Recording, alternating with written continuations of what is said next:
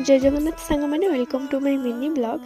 तो घर को आज आसी सबुज फूलकोबी आउ तार रेसिपीटा मुझे बनैबी बहुत दिन पर मुझे वीडियो करछि। तो से कोबी को काटी नहीं आलू आ पेस्ट ये नहीं मसला अदा और रसुण। तो कड़े ताती गलापर मुझे प्रथम पकईदेली कोबी को तेल किसी समय टे संतुली नेबी। तो से लुण पकईदी भल भाव संतुली नेली जस्ट अल्प समय। तापर कौन कली ना कोबी पानी देदेली।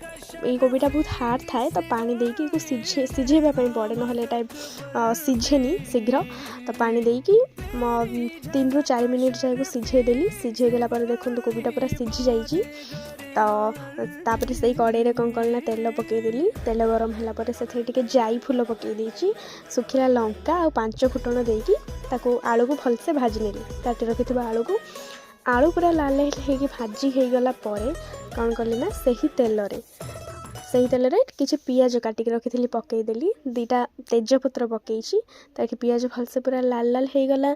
पियाज हो गला मुझे कौन कली ना जो मोर अदा रसुण पेस्ट रखी पकईदेली। से पकईकी जस्ट टिके कषिदेली। कषिदेला से हलदी लंका गुंड आउ लुण को पकईदेली। लुण पकईकी भी टिके अल्प समय टिके कषिली। तापर किसी काटी रखि टमाटो 2टा टमाटो काटी 2टा टमाटो पकईदेली। तो मझे मुझे चिकेन मसला टेस्ट पे ऐड करछि। तो आपण घरे जो भी मसला थी आप पकई पारे। तो टमाटो ये पूरा प्लेन हो जाइए कषी कषी मुझे पूरा प्लेन कर देछि। तो मसला तेल भी बढ़िया सुंदर से बाहरी आसला स्मेल भी बढ़िया करुच्ची।